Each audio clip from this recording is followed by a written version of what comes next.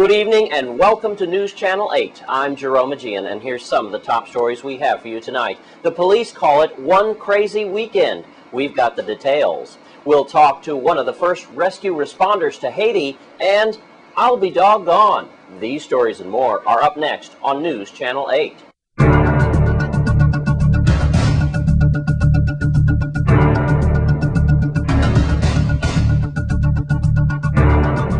In our top story tonight, the St. Croix Police Department are calling it one crazy weekend. We're talking about crime and violence. Earlier today, there was a press conference held to address what happened over the weekend.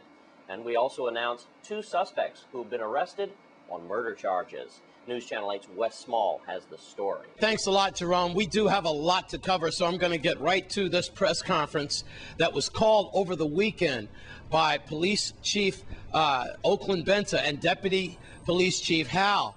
I've got to tell you something. This is a real bad one. This weekend is being dubbed by the police department as being one crazy weekend. Let me tell you what's going on. There were shots fired in a lot of areas, folks, like Williams Delight, JFK, Paradise, where they had a shootout, and we have at least 3 people who were injured.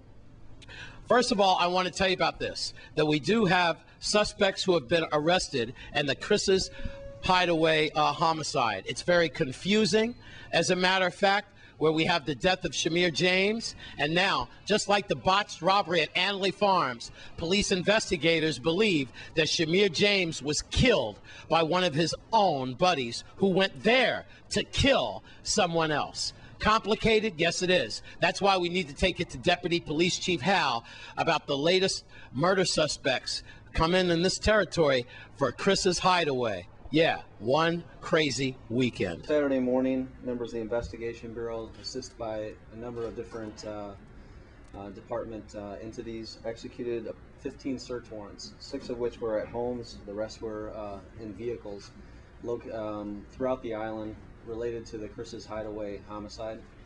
The investigation to date has revealed that the 2 individuals who were shot as a result of the Chris's Hideaway incident went there at Chris's Hideaway with intent of killing another. As a result of their appearance at Chris's Hideaway, there was an exchange of gunfire from them and another individual at Chris's Hideaway, and they were struck by gunfire. We have not ruled out the possibility that one of the 2 individuals, first one being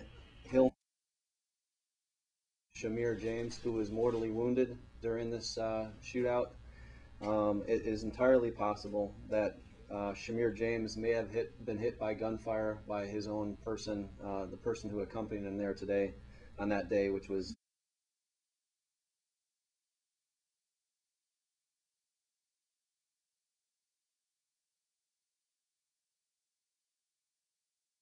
Shamir James was killed as a result of that shooting.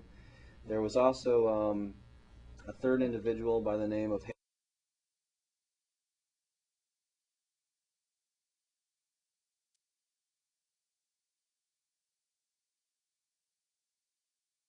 As a result of the search warrants that were executed on Saturday morning, 2 firearms were recovered. The first one was a .40 caliber Smith & Wesson, and the second one was a .40 caliber Beretta. There was another individual by the name of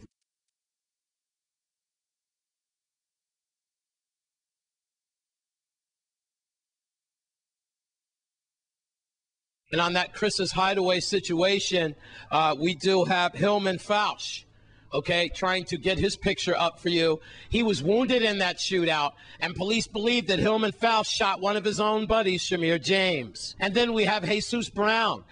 Police say that he could have been with Shamir James and Hillman Fausch, the 3 of them, going to Chris's Hideaway to do that dastardly deed, and then the cards turned on them. So Jesus Brown, here's his picture here. He was the same one involved in an AK-47 crime in Harbor View. So we've got that going on. One crazy weekend? Yes, it was. Now, let's go to Paradise Mills and what happened there over the weekend at Paradise Mills, where we had at least 3 or 4 victims who were shot as they were gambling with a minor, and then they were ambushed by these robbers. We had 3 victims hit by gunfire in the area of Paradise Mills. They are 19 years old, 26 years old, and 27 years old, two of which live in Paradise Mills. The other one lives in the Williams Delight area. According to statements obtained by investigators, these individuals are involved in a gamble game. They were approached by approximately 4 to 5 individuals who demanded money. When the individuals resisted and attempted to flee the area, gunfire erupted, and these 3 individuals were hit. All of the 3 individuals hit, one was shot in the foot, one was shot twice in the right shoulder and lower abdomen, and a third was shot in the back and hand, which was a gray shot in the back, but it did actually embed.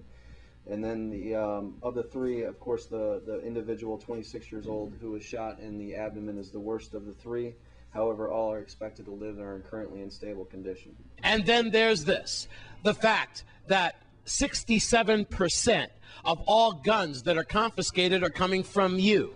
That's right, from you. Last year, for 2009, we determined that 63% of the weapons that were recovered in violent crimes here in St. Croix were once registered here in St. Croix by registered owners.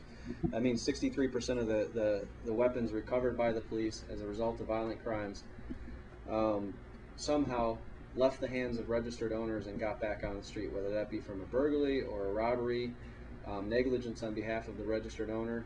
I'll let your imagination guide you. I'm sure it runs the gamut.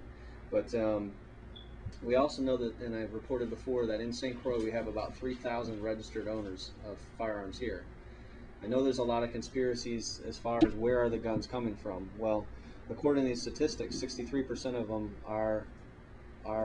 they were brought in legally, they were registered legally, and they got out on the street. Well, there you have it. Try to piece together all of that. One crazy weekend, dubbed by police department. Yes, it was. I agree. One crazy weekend. At Rainbow Command, I'm Wes Small for News Channel 8.